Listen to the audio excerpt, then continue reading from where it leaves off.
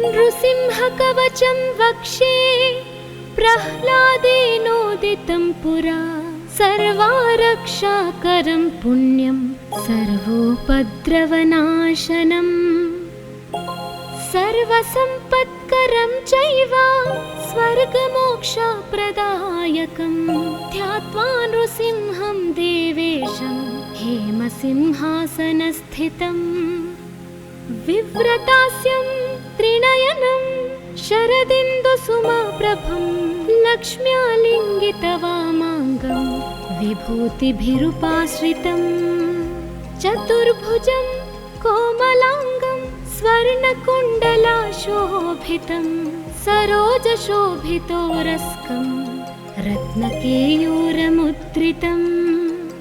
तप्तकाञ्चन सङ्काशं पीतनिर्मलवाससम् इन्द्रादिसुरमौलिस्थ स्फुरन्माणिक्यदीप्तिभिः विराजित पदद्वन्द्वं शङ्खचक्रादिहेतिभिः गरुत्मता सविनयं स्तूयमानं मुदान्वितं स्वहृत्कमलसंवासं कृत्वा तु कवचं पठे नृसिंहो मे शिरः पातु लोकरक्षात्मसम्भव सर्वगोपीस्तम्भवासः फालं मे रक्षतु ध्वनिं नृसिंहो मे दृशौ पातु सोमसूर्याग्निलोचनः स्मृतिं मे पातु नृहारिर्मुनिवर्यस्तु ते प्रियः नासां मे सिंहानासस्तु मुखं लक्ष्मीमुखप्रियः सर्वविद्याधिपः पातु नृसिंहो रसनां मम वक्त्रं पात्विन्दुवदनः सदा प्रह्लादवन्दितः नृसिंहः पातु मे कण्ठं स्कन्धौ भूभरणान्तकृत् दिव्यास्त्रशोभितभुजो नृसिंहः पातु मे भुजौ करौ मे देववरदो नृसिंहः पातु सर्वतः हृदयं योगिसाध्यश्च निवासं पातु मे हरिः मध्यं पातु हिरण्याक्ष वक्षः कुक्षिविदारणः नाभिं मे पातु नृहरि स्वनाभि ब्रह्म संस्तुतः ब्रह्माण्डकोटयः कट्यां यस्यासौ पातु मे कटिं गुह्यां मे पातु गुह्यानां मन्त्राणां गुह्यरूपधृक् ऊरो मनोभवः पातु जानुनी नररूपधृक् जङ्घे पातु धराभार हर्ता ये सौनृकेसरी सुरराज्य प्रदः पातु पादौ मे नृहरीश्वरः सहस्रशीर्षा पुरुषः पातु मे सर्वशस्तनुम् महोग्रः पूर्वतः पातु महावीराग्रजोऽग्नितः महाविष्णुर्दक्षिणे तु महाज्वालस्तु नैऋतौ पश्चिमे पातु सर्वेशो दिशि मे सर्वतोमुखः नृसिंहः पातु वायव्यां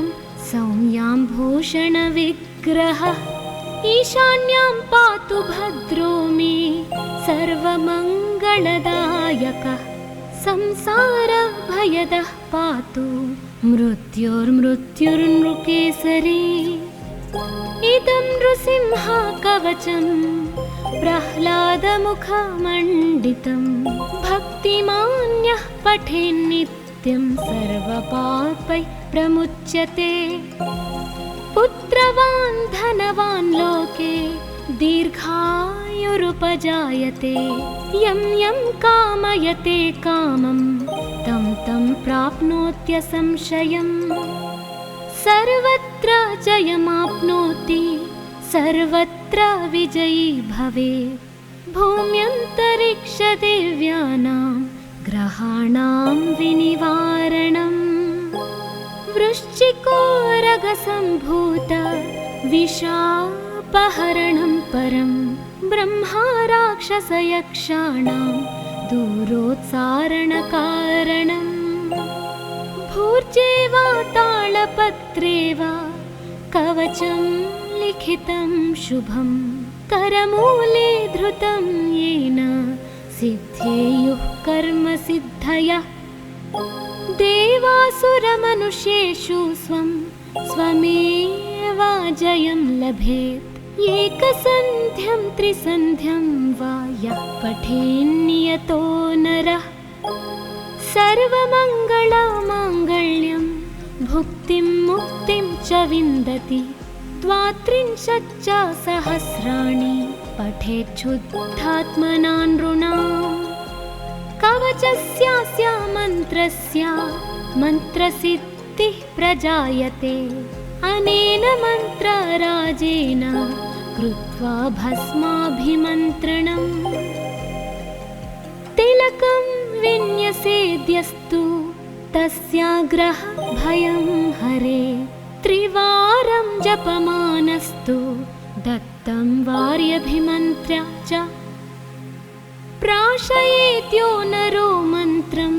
नृसिंहध्यानमाचरेत् तस्य रोगाः प्रणश्यन्ति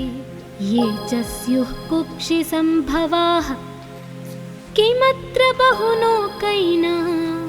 नृसिंहसदृशो भवेत् मनसा चिन्तितं यत्तु स तच्चाप्नोत्यसंशयम्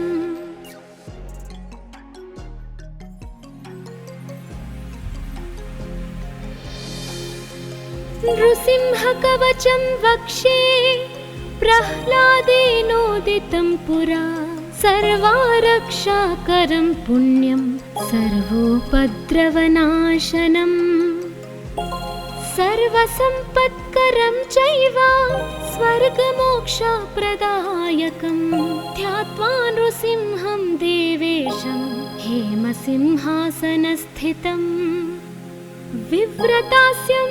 त्रिनयनं शरदिन्दुसुमप्रभं लक्ष्म्यालिङ्गितवामाङ्गं विभूतिभिरुपाश्रितं चतुर्भुजं कोमलाङ्गं स्वर्णकुण्डलाशोभितं सरोजशोभितोरस्कं रत्नकेयूरमुद्रितं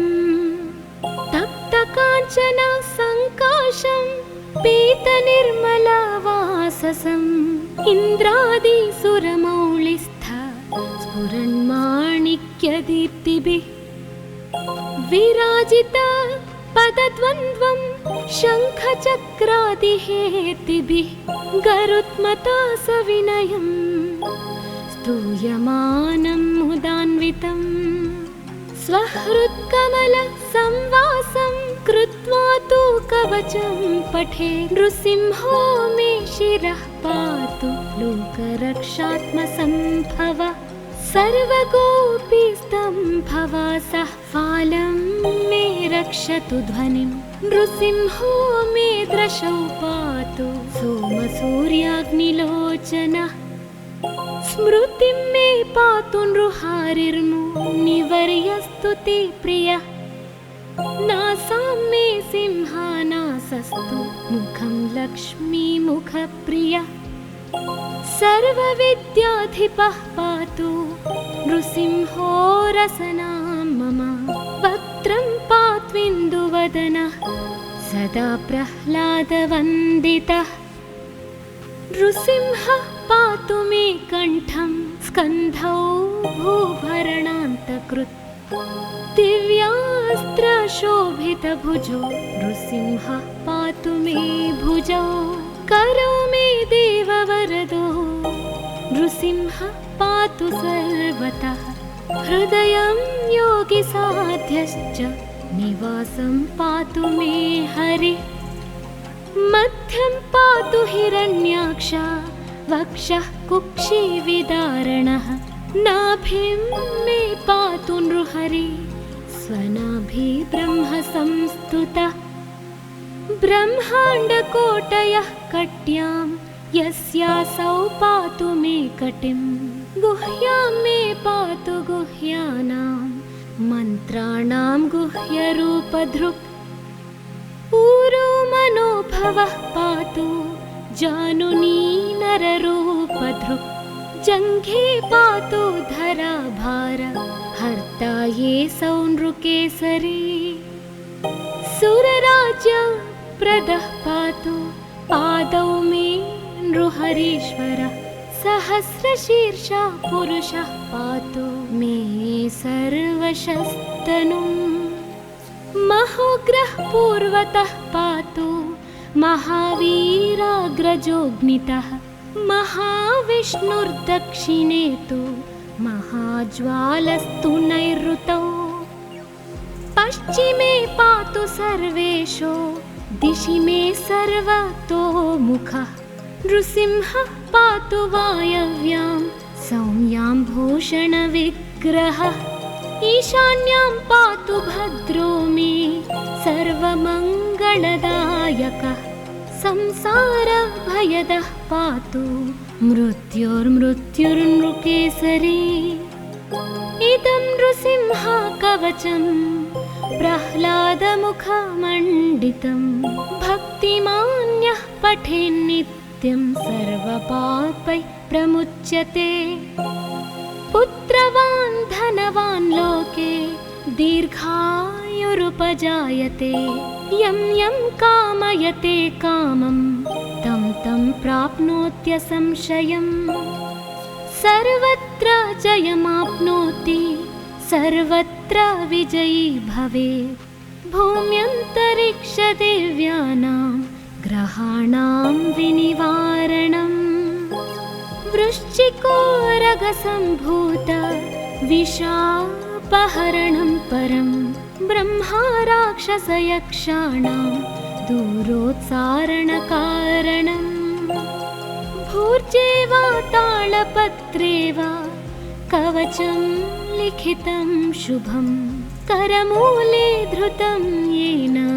सिद्धेयुः कर्मसिद्धयः देवासुरमनुष्येषु स्वं स्वमेव जयं लभेत् एकसन्ध्यं त्रिसन्ध्यं वा यः पठेन्नियतो नरः सर्वमङ्गलमाङ्गल्यं भुक्तिं मुक्तिं च विन्दति द्वात्रिंशच्च सहस्राणि पठेच्छुद्धात्मना नृणाम् कवचस्यास्य मन्त्रस्य मन्त्रसिद्धिः प्रजायते अनेन मन्त्रराजेन कृत्वा भस्माभिमन्त्रणम् तिलकं विन्यसेद्यस्तु तस्याग्रह भयं हरे त्रिवारं जपमानस्तु दत्तं वार्यभिमन्त्र्य च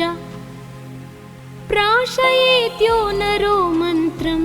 नृसिंहध्यानमाचरेत् तस्य रोगाः प्रणश्यन्ति ये च स्युः कुक्षिसम्भवाः किमत्र बहुलोकैः नृसिंहसदृशो भवेत् मनसा चिन्तितं यत्तु स तच्चाप्नोत्यसंशयम्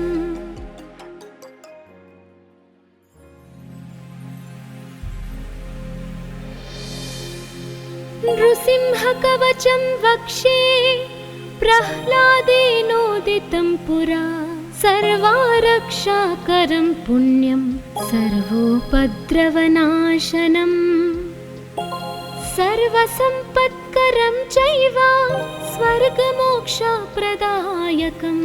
ध्यात्वा नृसिंहं देवेशं हेमसिंहासनस्थितम् विव्रतास्यं त्रिनयनं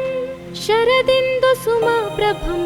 लक्ष्म्यालिङ्गितवामाङ्गं विभूतिभिरुपाश्रितं चतुर्भुजं कोमलाङ्गं स्वर्णकुण्डलाशोभितं सरोजशोभितोरस्कं रत्नकेयूरमुद्रितं तप्तकाञ्चन सङ्काशं पीतनिर्मलवाससम् इन्द्रादिसुरमौलिस्थ स्फुरन्माणिक्यदीप्तिभिः विराजित पदद्वन्द्वं शङ्खचक्रादिहेतिभिः गरुत्मता सविनयं स्तूयमानं मुदान्वितं स्वहृत्कमलसंवासं कृत्वा तु कवचं पठे नृसिंहो मे शिरः पातु लोकरक्षात्मसम्भव सर्वगोपीस्तम्भवासः फालं मे रक्षतु ध्वनिं नृसिंहो मे दृशौ पातु सोमसूर्याग्निलोचनः स्मृतिं मे पातु नृहारिर्मुनिवर्यस्तु ते प्रियः नासां मे सिंहानासस्तु मुखं लक्ष्मीमुखप्रियः सर्वविद्याधिपः पातु नृसिंहो रसनां मम वक्त्रं पात्विन्दुवदनः सदा प्रह्लादवन्दितः नृसिंहः पातु मे कण्ठं स्कन्धौ भूभरणान्तकृत् दिव्यास्त्रशोभितभुजो नृसिंहः पातु मे भुजौ करौ मे देववरदो नृसिंहः पातु सर्वतः हृदयं योगिसाध्यश्च निवासं पातु मे हरिः मध्यं पातु हिरण्याक्ष वक्षः कुक्षिविदारणः नाभिं मे पातु नृहरि स्वनाभि ब्रह्म संस्तुतः ब्रह्माण्डकोटयः कट्यां यस्यासौ पातु मे कटिं गुह्यां मे पातु गुह्यानां मन्त्राणां गुह्यरूपधृक् पूरो मनोभवः पातु जानुनी नररूपधृक् जङ्घे पातु धराभार हर्ता ये सौनृकेसरी सुरराज्य प्रदः पातु पादौ मे नृहरीश्वरः सहस्रशीर्षा पुरुषः पातु मे सर्वशस्तनुम् महोग्रः पूर्वतः पातु महावीराग्रजोऽग्नितः महाविष्णुर्दक्षिणे तु महाज्वालस्तु नैऋतौ पश्चिमे पातु सर्वेशो दिशि मे सर्वतोमुखः नृसिंहः पातु वायव्यां सौम्यां भूषणविग्रहः ईशान्यां पातु भद्रो मे सर्वमङ्गलदायकः संसारभयदः पातु मृत्युर्मृत्युर्नृकेसरी इदं नृसिंहकवचं प्रह्लादमुखमण्डितं भक्तिमान्यः पठेन्नित्यं सर्वपापैः प्रमुच्यते पुत्रवान् धनवान् लोके दीर्घायुरुपजायते यं यं कामयते कामं तं तं प्राप्नोत्यसंशयम् सर्वत्र जयमाप्नोति सर्वत्र विजयी भवेत् भूम्यन्तरिक्षदेव्यानां ग्रहाणां विनिवारणम् वृश्चिकोरगसम्भूत विशापहरणं परं ब्रह्मा राक्षसयक्षाणां दूरोत्सारणकारणम् भूर्जे वा तालपत्रे वा कवचं लिखितं शुभं करमूले धृतं येन सिद्धेयुः कर्मसिद्धयः देवासुरमनुष्येषु स्वं स्वमेव जयं लभेत् एकसन्ध्यं त्रिसन्ध्यं वा यः पठेन्नियतो नरः सर्वमङ्गलमाङ्गल्यं भुक्तिं मुक्तिं च विन्दति द्वात्रिंशच्च सहस्राणि पठेच्छुद्धात्मना नृणाम्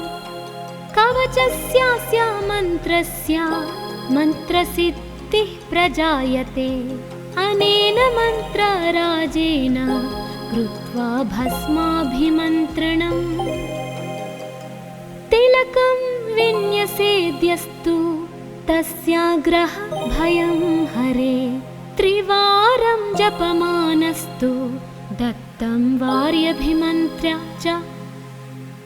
प्राशयेत्यो नरो मन्त्रं नृसिंहध्यानमाचरेत् तस्य रोगाः प्रणश्यन्ति ये च स्युः कुक्षिसम्भवाः किमत्र बहुलोकैः नृसिंहसदृशो भवे मनसा चिन्तितं यत्तु स तच्चाप्नोत्यसंशयम्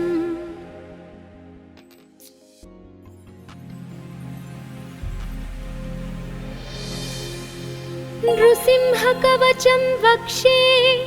प्रह्लादेनोदितं पुरा सर्वारक्षाकरं पुण्यं सर्वोपद्रवनाशनम् सर्वसम्पत्करं चैव स्वर्गमोक्षप्रदायकं ध्यात्वा नृसिंहं देवेशं हेमसिंहासनस्थितम् विव्रतास्यं त्रिनयनं शरदिन्दुसुमप्रभं लक्ष्म्यालिङ्गितवामाङ्गं विभूतिभिरुपाश्रितं चतुर्भुजं कोमलाङ्गं स्वर्णकुण्डलाशोभितं सरोजशोभितोरस्कं रत्नकेयूरमुद्रितं तप्तकाञ्चन सङ्काशं पीतनिर्मलवाससम् इन्द्रादिसुरमौलिस्थ स्फुरन्माणिक्यदीप्तिभिः विराजित पदद्वन्द्वं शङ्खचक्रादिहेतिभिः गरुत्मता सविनयं स्तूयमानं मुदान्वितम् स्वहृत्कमलसंवासं कृत्वा तु कवचं पठे नृसिंहो मे शिरः पातु लोकरक्षात्मसम्भव सर्वगोपीस्तम्भवासः फालं मे रक्षतु ध्वनिं नृसिंहो मे दृशौ पातु सोमसूर्याग्निलोचनः स्मृतिं मे पातु नृहारिर्मुनिवर्यस्तु ते प्रियः नासां मे सिंहानासस्तु मुखं लक्ष्मीमुखप्रियः सर्वविद्याधिपः पातु नृसिंहो रसनां मम वक्त्रं पात्विन्दुवदनः सदा प्रह्लादवन्दितः नृसिंहः पातु मे कण्ठं स्कन्धौ भूभरणान्तकृत् दिव्यास्त्रशोभितभुजो नृसिंहः पातु मे भुजौ करौ मे देववरदो नृसिंहः पातु सर्वतः हृदयं योगिसाध्यश्च निवासं पातु मे हरिः मध्यं पातु हिरण्याक्ष वक्षः कुक्षिविदारणः नाभिं मे पातु नृहरि स्वनाभि ब्रह्म संस्तुतः ब्रह्माण्डकोटयः कट्यां यस्यासौ पातु मे कटिं गुह्यां मे पातु गुह्यानां मन्त्राणां गुह्यरूपधृक् ऊरो मनोभवः पातु जानुनी नररूपधृक् जङ्घे पातु धराभार हर्ता ये सौनृकेसरी सुरराज्य प्रदः पातु पादौ मे नृहरीश्वरः सहस्रशीर्षा पुरुषः पातु मे सर्वशस्तनुम् महोग्रः पूर्वतः पातु महावीराग्रजोऽग्नितः महाविष्णुर्दक्षिणे तु महाज्वालस्तु नैऋतौ पश्चिमे पातु सर्वेषु दिशि मे सर्वतो मुखः नृसिंहः पातु वायव्यां संयाम्भूषणविग्रहः ईशान्यां पातु भद्रो मे सर्वमङ्गलदायकः संसारभयदः पातु मृत्योर्मृत्युर्नृकेसरी इदं नृसिंहकवचं प्रह्लादमुखमण्डितं भक्तिमान्यः पठेन्नित्यं सर्वपापैः प्रमुच्यते पुत्रवान् धनवान् लोके दीर्घायुरुपजायते यं यं कामयते कामं तं तं प्राप्नोत्यसंशयम् सर्वत्र जयमाप्नोति सर्वत्र विजयी भवेत् भूम्यन्तरिक्षदिव्यानां ग्रहाणां विनिवारणम् वृश्चिकोरगसम्भूत विशापहरणं परं ब्रह्मा राक्षसयक्षाणां दूरोत्सारणकारणम् भूर्जे वा तालपत्रे वा कवचं लिखितं शुभं करमूले धृतं येन सिद्धेयुः कर्मसिद्धयः देवासुरमनुष्येषु स्वं स्वमेव जयं लभेत् एकसन्ध्यं त्रिसन्ध्यं वा यः पठेन्नियतो नरः सर्वमङ्गलमाङ्गल्यं भुक्तिं मुक्तिं च विन्दति द्वात्रिंशच्च सहस्राणि पठेच्छुद्धात्मना नृणाम् कवचस्यास्य मन्त्रस्य मन्त्रसिद्धिः प्रजायते अनेन मन्त्रराजेन कृत्वा भस्माभिमन्त्रणम् तिलकं विन्यसेद्यस्तु तस्याग्रह भयं हरे त्रिवारं जपमानस्तु दत्तं वार्यभिमन्त्र्य च प्राशयेद्यो नरो मन्त्रं नृसिंहध्यानमाचरेत् तस्य रोगाः प्रणश्यन्ति ये च स्युः कुक्षिसम्भवाः किमत्र बहुलोकैना नृसिंहसदृशो भवेत् मनसा चिन्तितं यत्तु स तच्चाप्नोत्यसंशयम्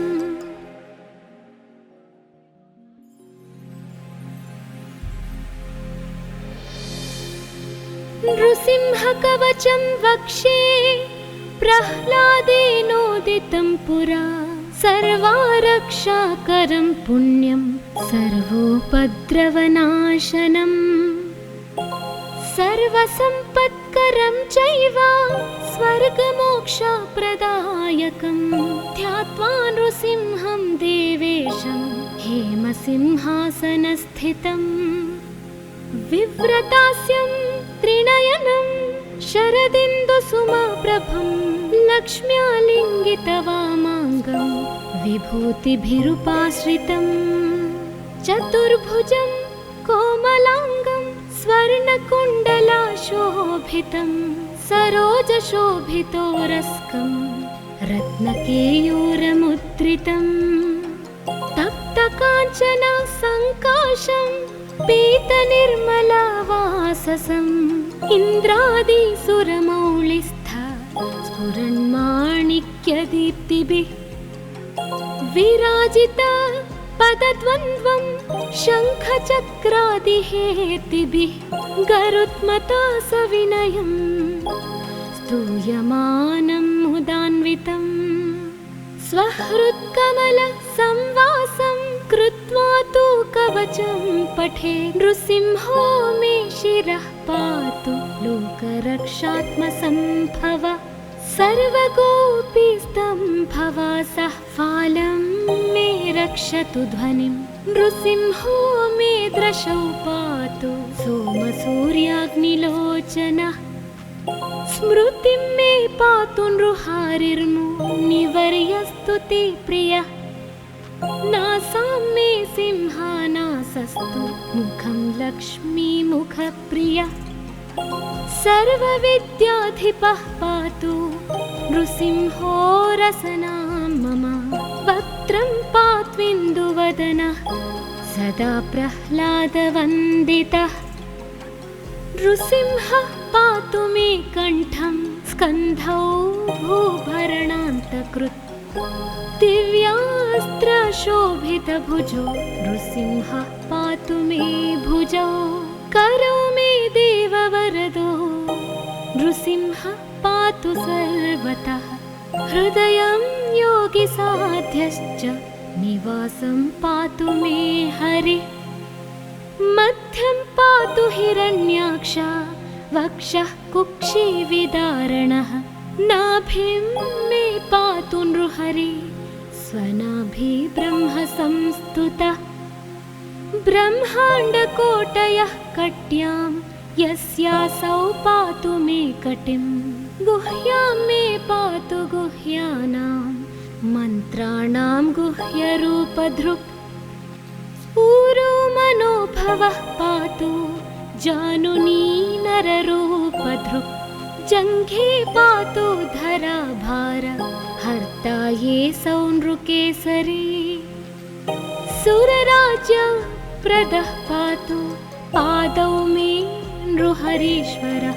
सहस्रशीर्षा पुरुषः पातु मे सर्वशस्तनुम्। महोग्रः पूर्वतः पातु महावीराग्रजोऽग्नितः। महाविष्णुर्दक्षिणे तु महाज्वालस्तु नैऋतौ। पश्चिमे पातु सर्वेशो दिशि मे सर्वतोमुखः। नृसिंहः पातु वायव्यां सौम्यां भूषणविग्रहः। ईशान्यां पातु भद्रो मे सर्वमङ्गलदायकः। संसारभयदः पातु मृत्युर्मृत्युर्नृकेसरी। इदं नृसिंहकवचं प्रह्लादमुखमण्डितं। भक्तिमान्यः पठेन्नित्यं सर्वपापैः प्रमुच्यते। पुत्रवान् धनवान् लोके दीर्घायुरुपजायते। यं यं कामयते कामं तं तं प्राप्नोत्यसंशयम्। सर्वत्र जयमाप्नोति सर्वत्र विजयी भवेत्। भूम्यन्तरिक्षदेव्यानां ग्रहाणां विनिवारणम्। वृश्चिकोरगसम्भूत विशापहरणं परं। ब्रह्मा राक्षसयक्षाणां दूरोत्सारणकारणम्। भूर्जे वा तालपत्रे वा कवचं लिखितं शुभं। करमूले धृतं येन सिद्धेयुः कर्मसिद्धयः। देवासुरमनुष्येषु स्वं स्वमेव जयं लभेत्। एकसन्ध्यं त्रिसन्ध्यं वा यः पठेन्नियतो नरः। सर्वमङ्गलमाङ्गल्यं भुक्तिं मुक्तिं च विन्दति। द्वात्रिंशच्च सहस्राणि पठेच्छुद्धात्मना नृणाम्। कवचस्यास्य मन्त्रस्य मन्त्रसिद्धिः प्रजायते। अनेन मन्त्रराजेन कृत्वा भस्माभिमन्त्रणम्। तिलकं विन्यसेद्यस्तु तस्याग्रह भयं हरे। त्रिवारं जपमानस्तु दत्तं वार्यभिमन्त्र्या च। प्राशयेत्यो नरो मन्त्रं नृसिंहध्यानमाचरेत्। तस्य रोगाः प्रणश्यन्ति ये च स्युः कुक्षिसम्भवाः। किमत्र बहुलोकैना नृसिंहसदृशो भवेत्। मनसा चिन्तितं यत्तु स तच्चाप्नोत्यसंशयम्।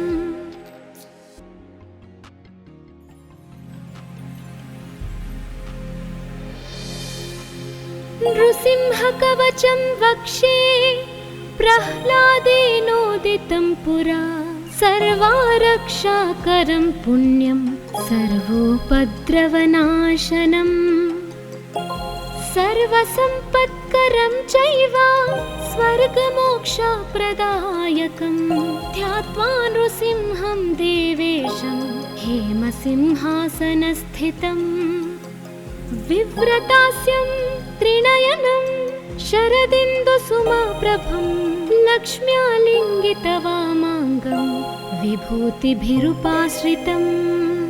चतुर्भुजं कोमलाङ्गं स्वर्णकुण्डलाशोभितं सरोजशोभितोरस्कं रत्नकेयूरमुद्रितम्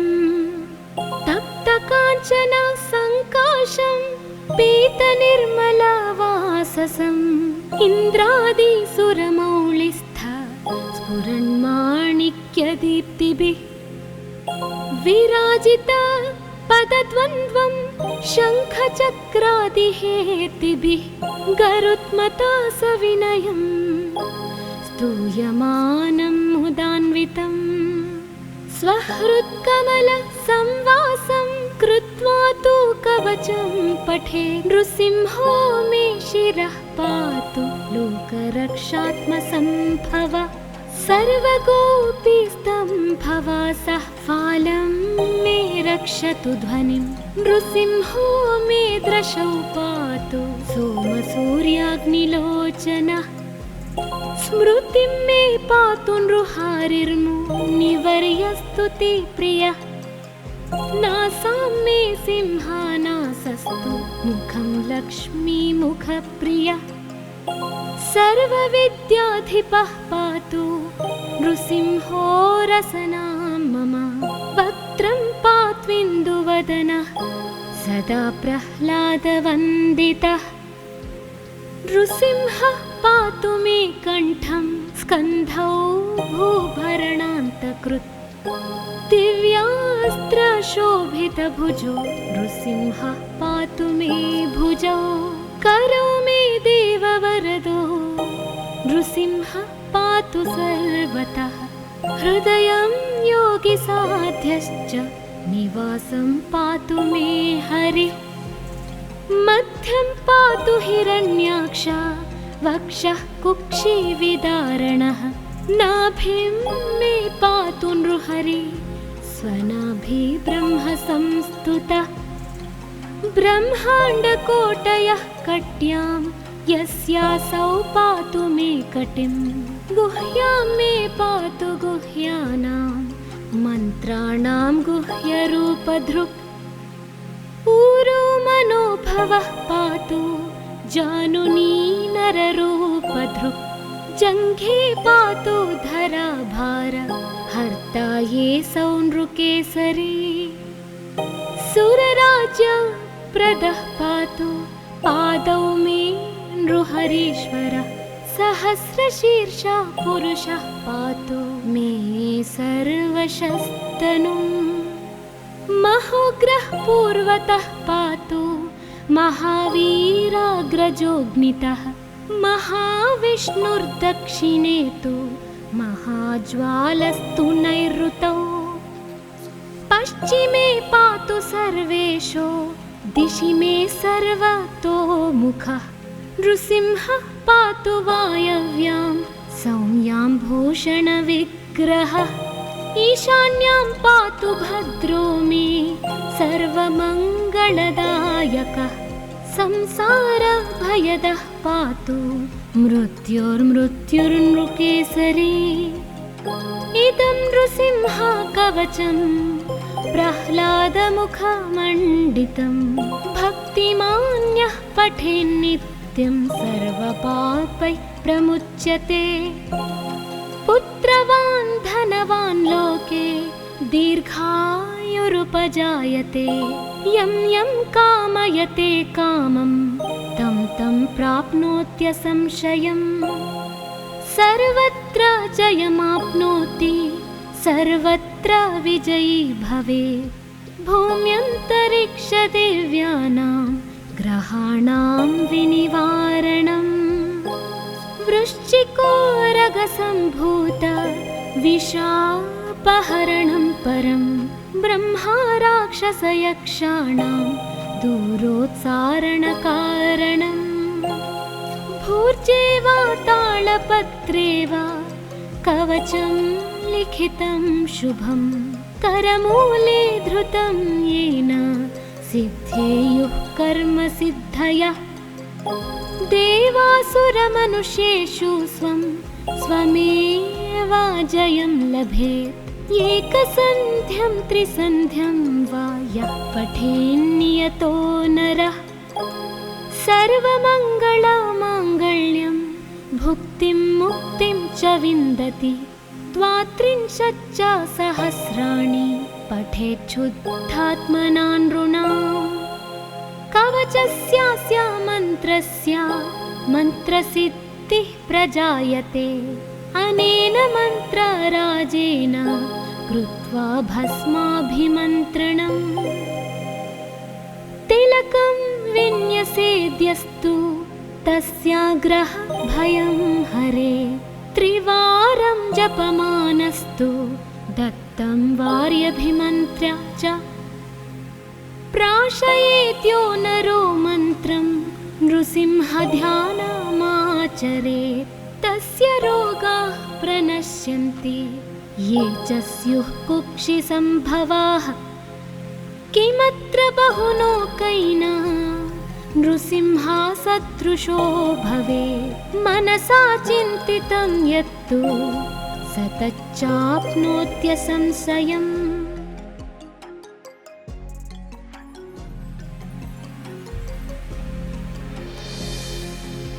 नृसिंहकवचं वक्षे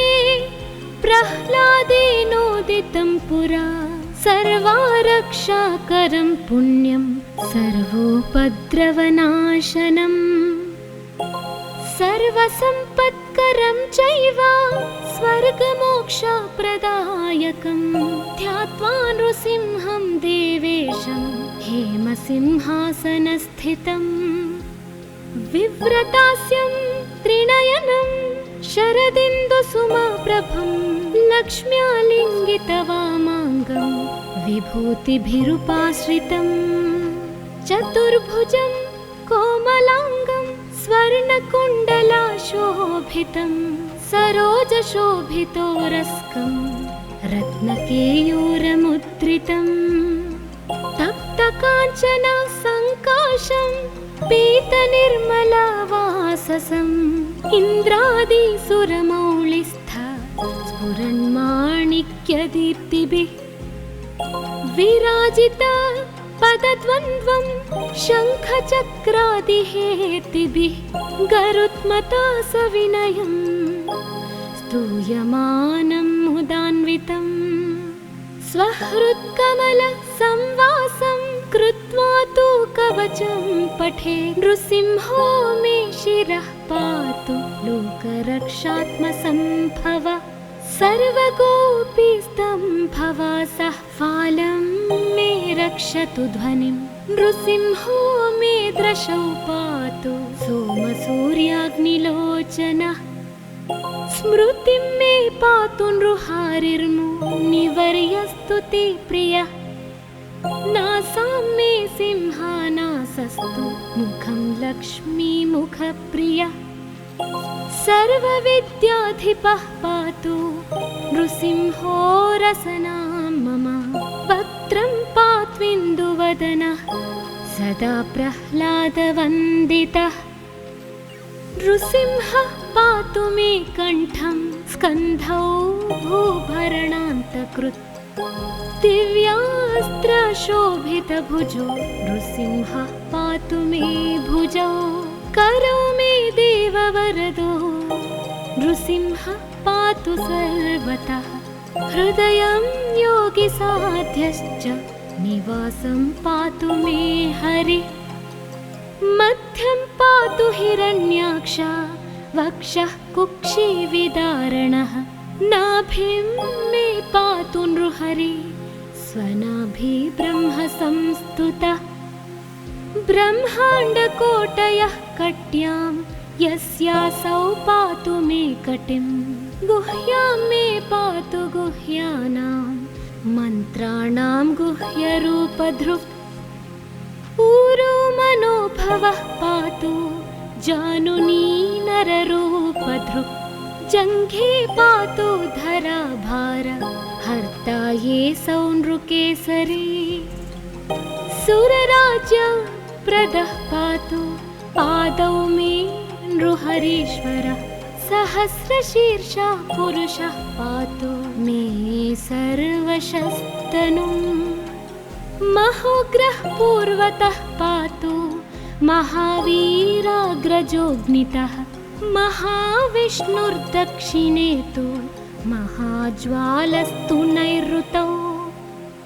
पश्चिमे पातु सर्वेषु दिशि मे सर्वतोमुखः नृसिंहः पातु वायव्यां सौम्यां भूषणविग्रहः ईशान्यां पातु भद्रो मे सर्वमङ्गलदायकः संसारभयदः पातु मृत्युर्मृत्युर्नृकेसरी